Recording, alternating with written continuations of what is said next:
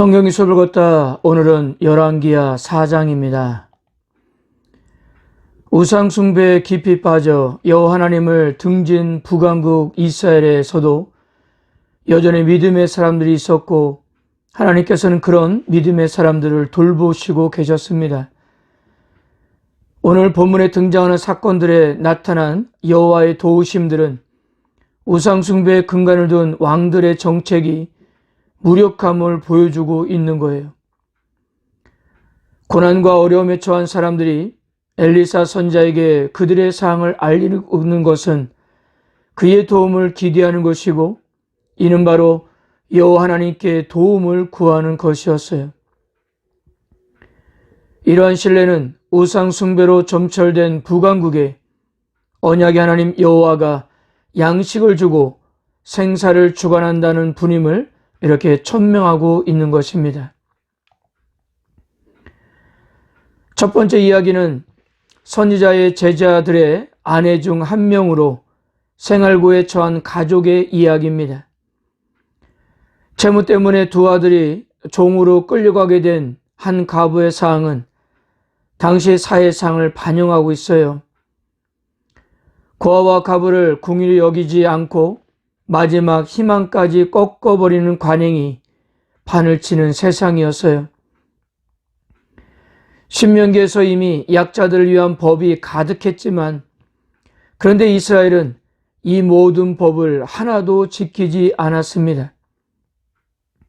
오히려 가난한 자와 약자들을 괴롭히고 그들의 재산을 강탈했습니다.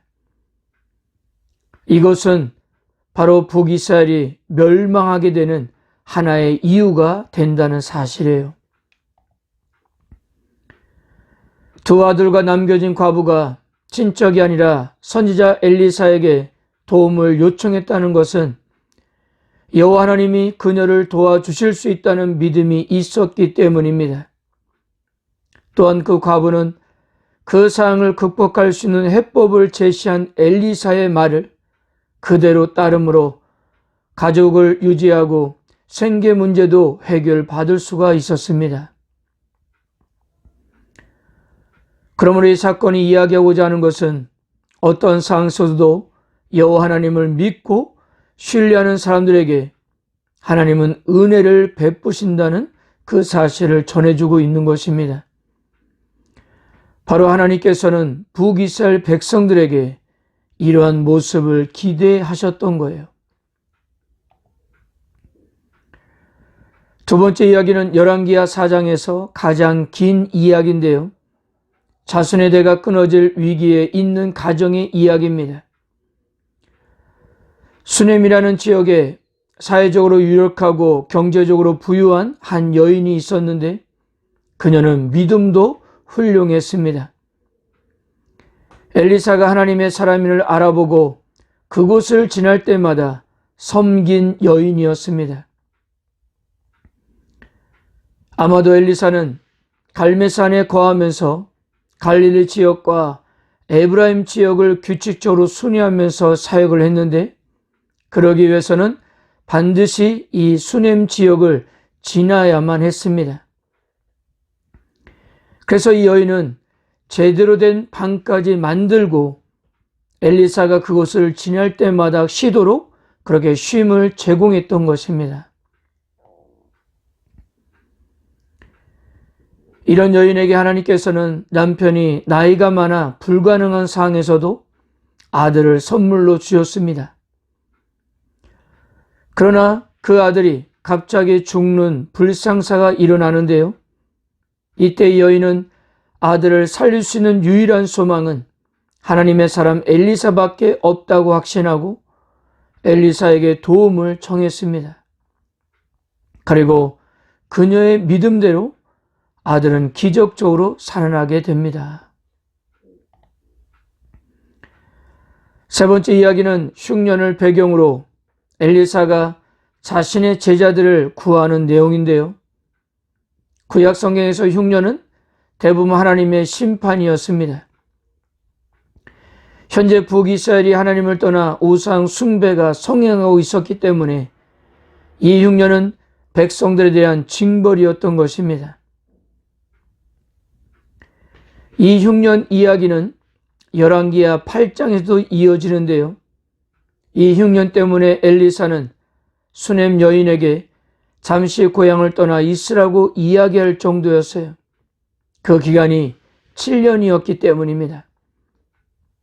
8장 1절 한번 참고해 볼까요? 엘리사가 이전에 아들을 다시 살려준 여인에게 이르되 너는 일어나서 내 가족과 함께 거주할 만한 곳으로 가서 거주하라. 여호와께서 기근을 부르셨으니 그대로 이 땅에 7년 동안 임하리라 하니.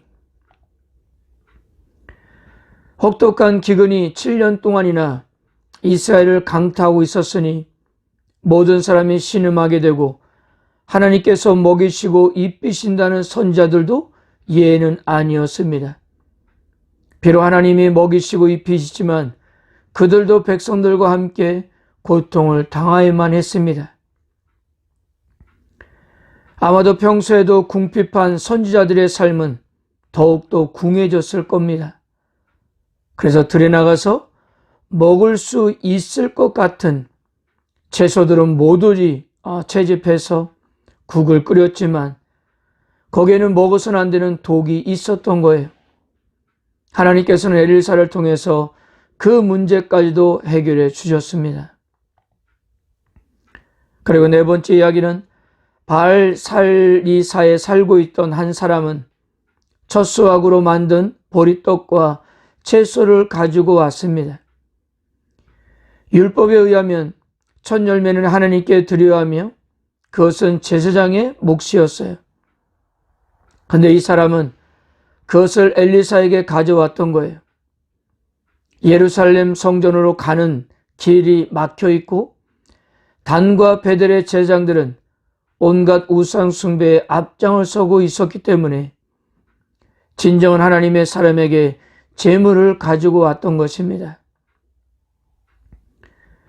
율법을 따라 사는 사람들이 희박한 상황에서 그래도 율법의 규례에 순종하고자 하는 사람도 이렇게 있었던 거예요. 근데 문제는 먹을 사람에 비해 보리떡과 채소가 너무 적은 양이었지만 하나님께서는 구약의 오병이어처럼 다 먹고 남음의 역사가 있게 하셨습니다. 현재 북이스라엘은 우상 숭배에 근간을 둔 나라입니다. 아합의 아들이었던 여호람은 아버지가 만든 바알의 주상을 없애기도 했지만 그러나 그는 계속적으로 여로보암의 길을 걸어갔고요. 바알 숭배도 다시 일어나게 되었습니다. 북이스라엘이 바알의 신앙을 받아들인 것은 그들에게 풍성한 복을 가져다 준다고 믿었기 때문이었습니다. 그러나 북이스라엘의 경제는 바닥을 치고 있었고요. 빈부격차가 심해져서 많은 사람들이 힘들게 살고 있었습니다. 그런데 보세요. 빈 그릇마다 기름을 채우셔서 생활고를 해결해 주시고 자식이 없는 부부에게 아들을 주시고 또한 그 아들을 살리시고 또한 7년의 기근에도 먹을거리를 주시는 분이 누구셨습니까? 바로 여호와 하나님이셨습니다. 풍요와 자손의 번성을 가져다 준다고 해서 장려했던 바알 숭배는 명백하게 거짓이었던 것입니다. 그러므로 성경 기자는 이스라엘이 바알을 버리고 여호와 하나님께로 돌아오면 그들이 당면하고 있는 모든 문제가 해결될 뿐만 아니라 하나님이 예비하신 풍요로움으로 삶이 윤택하게 될 거라는 사실을 이 이야기들 속에서 드러내고 있는 것입니다. 사랑하는 성도 여러분, 우리 인생의 생사와 복을 주장하시는 분은 주님이심을 믿으시길 바랍니다. 현재 우리들에게도 당면된 일은 참으로 다양할 거예요. 어떤 사람은 이 일 때문에, 어떤 사람은 저희들 때문에 그런 일들 속에서 또한 우리들은 해결책을 찾고 있을 텐데요. 그 모든 것의 궁극적인 해결책은 하나님께 있다는 사실입니다. 우리들의 생각에 가능하진 않은 일도 하나님께서는 하실 수 있으십니다. 그러므로 우리가 그 하나님을 인정하고 의지하고 신뢰한다면 여러분들이 그렇게 믿는 만큼 하나님은 역사하실 것입니다. 오늘도 오로지 우리가 의지할 분은 주님밖에 없음을 믿으시고 그 주님을 신뢰하며 살아가는 하루가 되시기를 바랍니다. 아멘.